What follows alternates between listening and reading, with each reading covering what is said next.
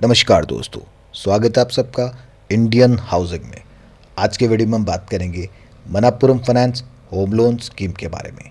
जी हाँ, सही सुना आपने, Manappuram finance home loan scheme. क्योंकि मनापुरम का नाम आपने यूजुअली गोल्ड लोन के लिए सुना होगा, बट मनापुरम फाइनेंस से आप होम लोन भी ले सकते हैं।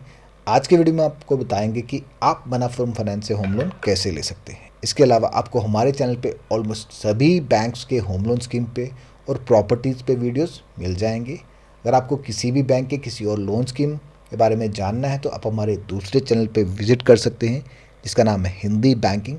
उस चैनल का लिंक भी आपको मिल जाएगा डिस्क्रिप्शन बॉक्स में।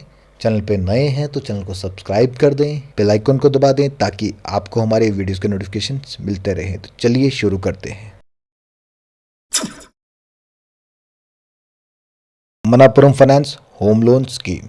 तो दोस्तों, दोनों ऑप्शंस आपके पास अवेलेबल हैं अगर आप मनापुरम फाइनेंस से होम लोन लेना चाहते हैं। एक तो आप अपनी मनापुरम फाइनेंस होम लोन की नियरेस्ट ब्रांच में विजिट कर सकते हैं, अदरवाइज ऑनलाइन भी आप अप्लाई कर सकते हैं। ऑनलाइन लिंक आपको नीचे डिस्क्रिप्शन बॉक्स में मिल जाएगा। उस लिंक पे आप विजिट करेंगे, अपनी डिटेल्स डालेंगे, सबमिट करेंगे तो मनापुरम फाइनेंस आपसे खुद कांटेक्ट करेगा, आपसे डिटेल लेगा और आपका जो लोन है वो प्रोसेस कर दिया जाएगा। तो बहुत ही हेजल फ्री प्रोसेस है। इस प्रोसेस पे मैं आपको ज़्यादा डिटेल्स नहीं बताऊंगा क्योंकि बहुत ही इजीली कोई भी घर बैठे जो भी मोबाइल चलाता है वो इजीली इसके लिए अप्लाई कर सकता है। इसमें कुछ भी ज़्यादा बताने वाली चीज़ें, समझाने वाली चीज़ें नहीं हैं। तो आगे हम इस स्कीम पे चलेंगे और स्कीम की डिटेल्स को डिस्कस करेंगे। Manappuram finance home loan eligibility criteria. कोई भी इंडिविजुअल सिंगली या जॉइंटली, इंडिविजुअली भी आप होम लोन ले सकते हैं, जॉइंटली भी ले सकते हैं। इंडिविजुअली अगर आपकी इनकम ठीक है या प्रॉपर्टी आपके सिंगल नाम पे है तो आप इंडिविजुअली भी ले सकते हैं। बट अगर आपकी इनकम कम है या प्रॉपर्टी आपके जॉइंट नाम पे है तो उस केस में भी आप जॉइंटली भी होम लोन ले सकते हैं। बहुत बार ऐसा होता है कि आपके प्रॉपर्टी आपके सिंगल नाम पे है बट आपकी इनकम कम है, आपको कम होम लोन मिल रहा है, तो उस केस में आपने ब्लड रिलेशन में से, अपनी फैमिली में से दूसरे लोगों को ऐड करके अपनी एलिजिबिलिटी को एनहेंस कर सकते हैं। दूसरा केस ये है कि आपकी इनकम तो ठीक है बट प्रॉपर्टी जॉइंट नेम पे है, तो उस केस में भी आप अपने फैमिली मेम्बर्स को भी को बोरोवर बनवा सकते हैं और को बोरोवर्स की भी सेम डॉक्यूमेंटेशन प्रोवाइड करनी है जो जो डॉक्यूमेंट्स आपको बोरोवर्स के देने हैं, क्योंकि को बोरोवर और बोरोवर में कोई ज़्यादा फर्क नहीं होता है। सभी रेजिडेंट इंडियंस जिनके पास वैलिड सोर्स ऑफ इनकम है, चाहे वो सैलरीड है या नॉन सैलरीड है, वो सब इस लोन स्कीम के लिए एलिजिबल हैं। इसके अलावा एनआरआईज, पीआईओज भी इस स्कीम के लिए एलिजिबल हैं। सैलरीड में आप सेंट्रल गवर्नमेंट एम्प्लॉय हो सकते हैं, state government, private sector, public sector.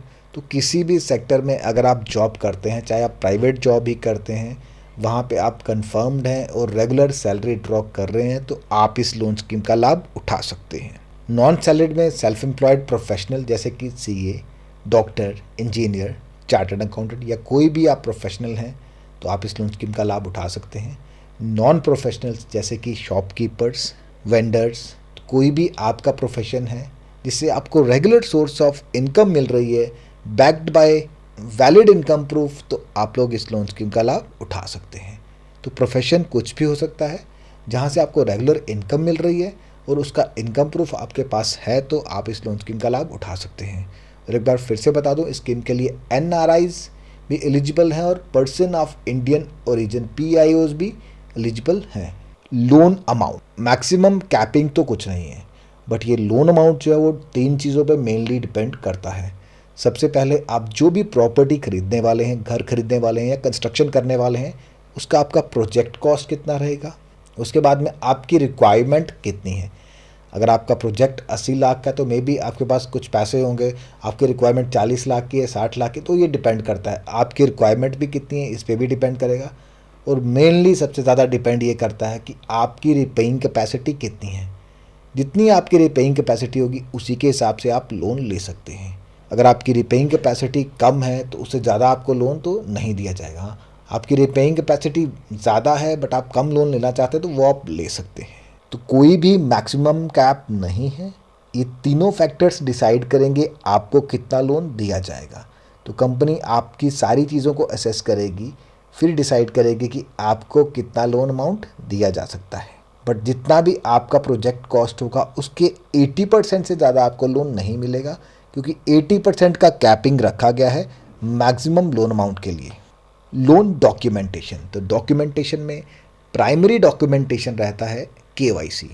और डॉक्यूमेंटेशन में आपको बता दो, जो भी डॉक्यूमेंटेशन एप्लीकेंट को देना है वही सेम डॉक्यूमेंटेशन को एप्लीकेंट को भी प्रोवाइड करना पड़ेगा। तो केवाईसी में वैलिड एड्रेस प्रूफ जैसे कि passport, piped gas connection bill, electricity bill, landline telephone bill या कोई भी valid address proof. ID proof में वोटर आईडी, ड्राइविंग लाइसेंस या कोई भी valid ID proof. Pan card mandatory है, क्योंकि पैन कार्ड से आपका सिबिल रिपोर्ट जनरेट किया जाता है और उसी से बैंक या किसी भी कंपनी को आपके फाइनेंशियल कैरेक्टर के बारे में पता चलता है।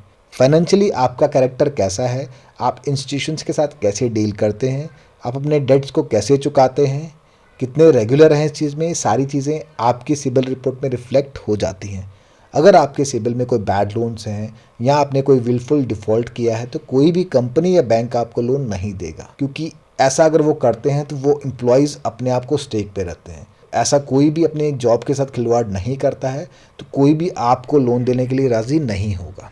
अगर आपका सिबिल हिस्ट्री क्लीन है तो कोई भी बैंक या कंपनी आपको ईजिली लोन दे देगा अगर आप एलिजिबल हैं तो पैन कार्ड एक तरह से मस्ट है, क्योंकि पैन कार्ड से ही आपकी जो क्रेडिट रिपोर्ट जनरेट की जाती है। प्रॉपर्टी डॉक्यूमेंट्स, तो प्रॉपर्टी डॉक्यूमेंट्स में ओरिजिनल टाइटल डीड्स आपको प्रोवाइड करनी होंगी प्रॉपर्टी की।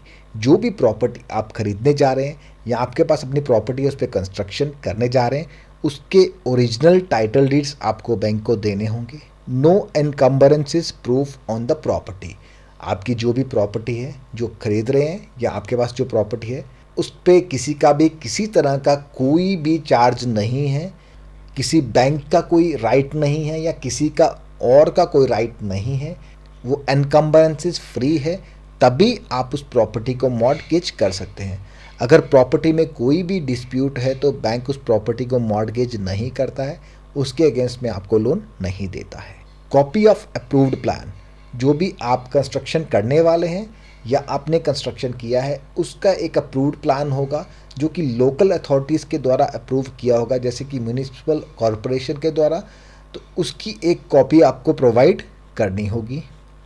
उसके अलावा कंस्ट्रक्शन एस्टीमेट, अगर आप कंस्ट्रक्शन करने जा रहे हैं तो कंस्ट्रक्शन का एक एस्टीमेट प्रोवाइड करना होगा जो कि सिविल इंजीनियर के द्वारा बनाया हो, जिसमें प्रॉपरली शो किया होगा कि आप क्या क्या कंस्ट्रक्शन करने वाले हैं और टोटल कितना एक्सपेंडिचर इसमें करने वाले हैं, कैसी फ्लोरिंग लगाने वाले हैं, टाइल्स लगाने वाले हैं, मॉड्यूलर किचन लगाने वाले हैं, पूरा एस्टीमेट इसमें प्रोवाइड करना होगा। उसी से बैंक को आपकी प्रोजेक्ट कॉस्ट का आइडिया मिलेगा।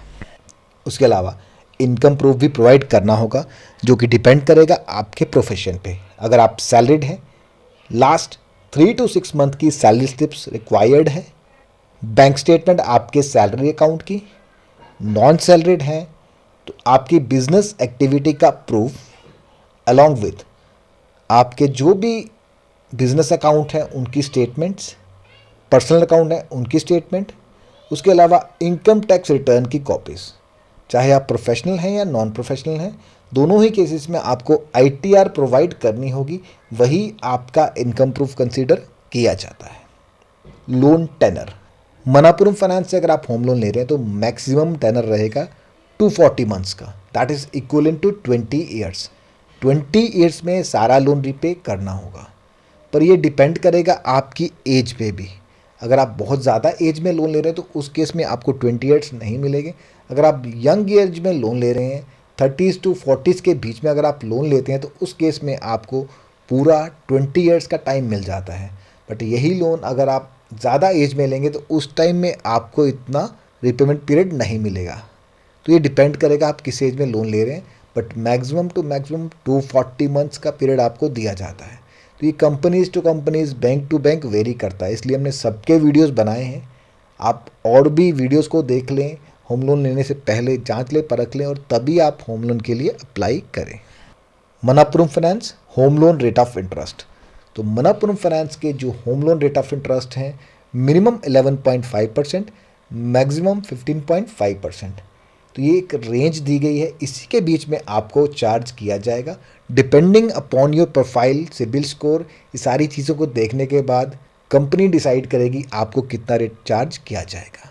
आपको मिनिमम 11.5% भी चार्ज किया जा सकता है और मैक्सिमम 15.5% भी चार्ज किया जा सकता है। तो ये डिपेंड करेगा आप कौन से स्लैब के लिए एलिजिबल हैं, उसी के हिसाब से आपको रेट चार्ज किया जाता है। और ये कुछ स्कीम्स हैं, उनके जो रेट ऑफ इंटरेस्ट हैं वो आप अपनी स्क्रीन पे देख पा रहे हैं। और जो भी इंटरेस्ट मैं आपको दिखा रहा हूँ ये अभी के लेटेस्ट रेट्स हैं। Rates are always subject to change. जब भी लोन लें, लेटेस्ट रेट्स बैंक की वेबसाइट से कंफर्म कर लें या हमें नीचे कमेंट बॉक्स में कमेंट करके भी पूछ सकते हैं। लोन सिक्योरिटी, तो मनप्पुरम फाइनेंस लोन सिक्योरिटी के लिए क्या करेगा, आपकी जो भी प्रॉपर्टी है, चाहे आप खरीदने वाले हैं या आपने ऑलरेडी आपके पास है उस पर कंस्ट्रक्शन करने वाले हैं, तो उसके इक्विटेबल मॉर्गेज किया जाएगा। और जो भी प्रॉपर्टी के ओरिजिनल टाइटल डीड्स वगैरह होंगे वो कंपनी के पास रहेंगे और वो तब तक रहेंगे जब तक कि आप सारा लोन रिपे नहीं कर देते। जब आप सारा लोन रिपे कर देंगे तो वो मॉर्गेज हटा दिया जाएगा और आपके title deeds as it is आपको लौटा दिए जाएंगे।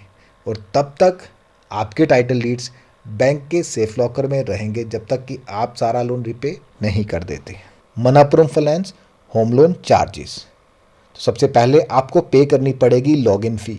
जब भी आप होम लोन के लिए अप्लाई करेंगे एडवांस में आपको 2500 की लॉगिन फ़ी देनी होगी, जो कि नॉन रिफंडेबल रहेगी।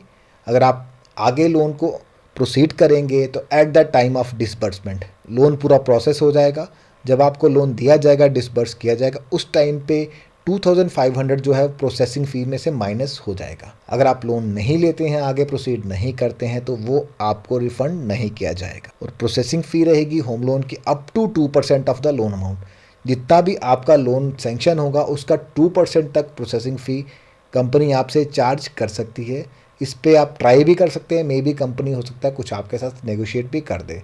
और जितना भी आपका प्रोसेसिंग चार्ज होगा उसमें से 2500 माइनस कर दिया जाएगा, रेस्ट आपको पे करना पड़ेगा at the time of loan disbursement. तो दोस्तों ये था Manappuram finance home loan scheme. कैसा लगा आपको आज का ये वीडियो, कमेंट बॉक्स में कमेंट करके ज़रूर बताएं। अगर आपको वीडियो पसंद आए तो वीडियो को लाइक करें, चैनल को सब्सक्राइब करें। Thank you for watching.